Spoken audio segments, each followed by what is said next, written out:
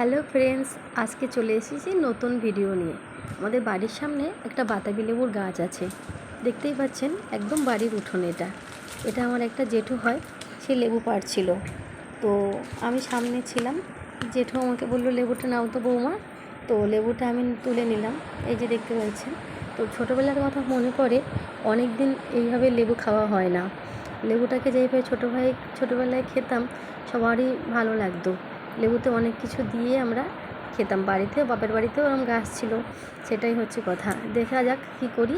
লেবুটাকে ভালো করে কেটে নিচ্ছি। লেবুটাকে ভালো করে কেটে নিয়ে আমি এটা ছাড়িয়ে নেব।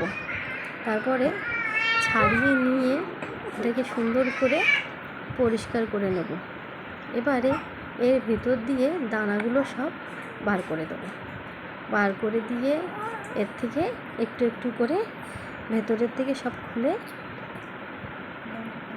দেখতেই পাচ্ছেন, হ্যাঁ, ছাড়িয়ে দেওয়া হয়ে গেছে। এই যে পুরো পরিষ্কার করা কমপ্লিট।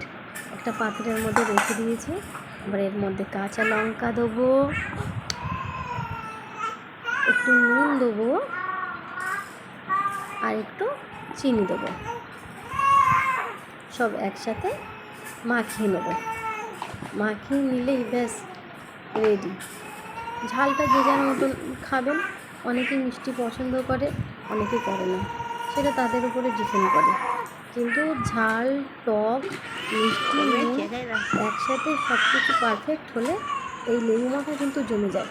এতে গন্ধরাজ লেবুর পাতা দিলে আরও ভালো হয়, কিন্তু সেই সময় পাতা ছিল না, আমি দিতে পারিনি। আমার তো এখনই জিভে জল আসছে, কখন একটু খাবো। যারা যারা এরকম খেতে ভালোবাসে, কমেন্টে অবশ্যই আমাকে জানিও যে এরকম লেবু মাখা কে কে খেতে ভালোবাসো।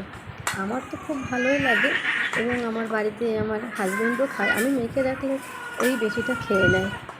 শুধু মাখার টাইম, এখনকার দিনের মানুষের তো টাইমের অনেক দাম, এই জন্য আর কেউ এরকম পরিষ্কার করে ছাড়িয়ে অত টাইম দিয়ে মাখার টাইম নেই। সেই জন্য বলছি, টাইম পেলে মেখে খাবেন, দারুণ লাগে খেতে, দারুণ হয়েছে। আজকের মতন ভিডিও শেষ করলাম।